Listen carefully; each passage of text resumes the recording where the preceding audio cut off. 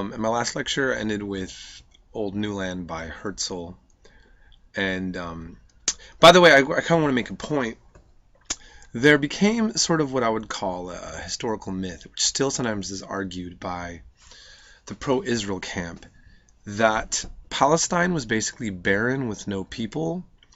And they often quote a reference to Mark Twain when he kind of did some travels in the Middle East, and he made it sound like there was no one really there in Palestine. Um, and so there was even a saying the Zionists had, a people without a land for a land without a people, implying that the land had no one existing there, and that when Jewish immigration came, they worked the land so well that it drew in all of these outside Arabs, who then these Arabs came and started claiming that they were the actual residents, and they were just jealous of Jewish success. This is kind of a very standard narrative that you often hear, especially in America still. And even modern Israeli historians have kind of examined that and really debunked that as a myth. And I feel like it's fair to make that statement without being too biased, because I have to address it. That's something that's really commonly brought up. Somebody who's listening to this lecture will have heard that if they follow the Israel-Palestine conflict that much.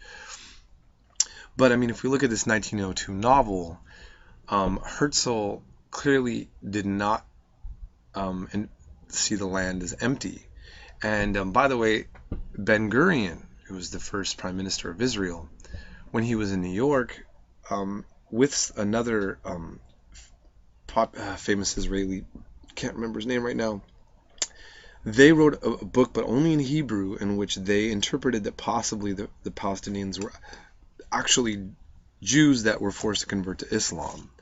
My point is that the early settlers knew that it was a land full of predominantly Arabs, and so that's all.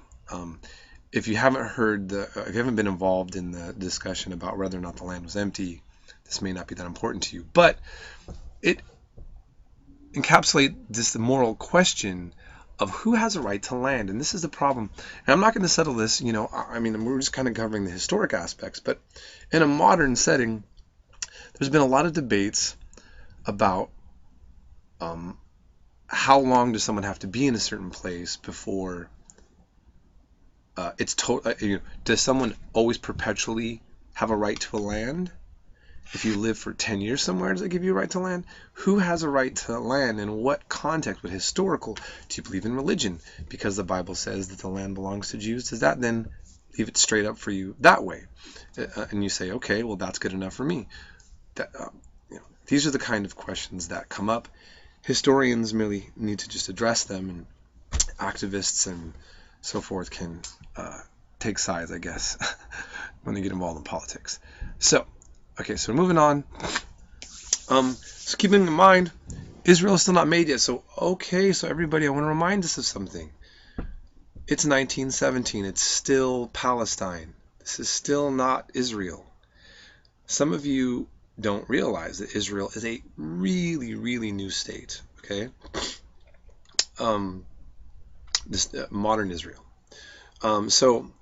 The Balfour Declaration was kind of significant. It happened around World War I.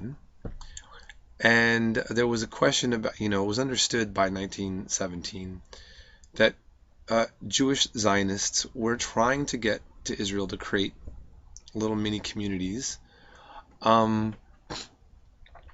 and eventually establish a foothold in the land of Palestine. So here you read part of this. Lord Balfour saying to His Majesty's government view with favor the establishment in Palestine of a national home for the Jewish people, and will use their best endeavors to facilitate the achievement of this object, it being clearly understood that nothing shall be done which may prejudice the civil and religious rights of existing non-Jewish communities in Palestine, or the rights and political status enjoyed by Jews in any other country. This is kind of a loaded promise, right? I think my understanding is always understood that the British were kind of making this, should I say, half-assed promise to support Jews, perhaps to help mobilize them in the war effort. But they're basically saying, oh, we like the idea of establishing a Jewish state in Palestine, which remember the British occupy and control right now. But as long as it doesn't, you know, bother the rest of the people in the community. And how you can't have your cake and eat it too, right?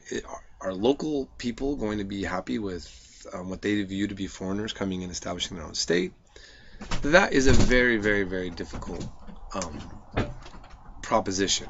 But that's what was made. So the Balfour Declaration, many people have interpreted it in different ways. They see it as positive, negative, treacherous, generous. Needless to say, though, that it was one of the kind of first documents we have, like, where a European power is kind of nudging, like, the idea of, like, supporting a Jewish state in Palestine. Okay. So during the British Mandate period, and again, I'm reminding you that Palestine, once for what, over 1,000 years, occupied by the Ottomans, controlled by the Turks with Arab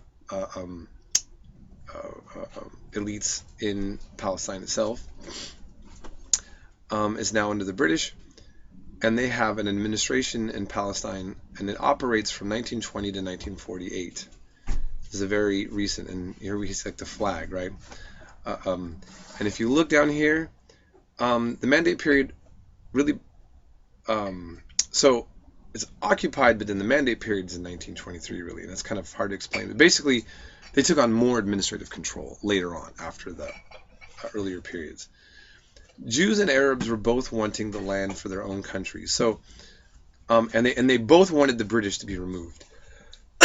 So, one of the things that's happening at this time period, you have Jewish communities coming from Europe who are wanting to establish a homeland for Jews, while the Arabs there are growing also a new nationalist identity.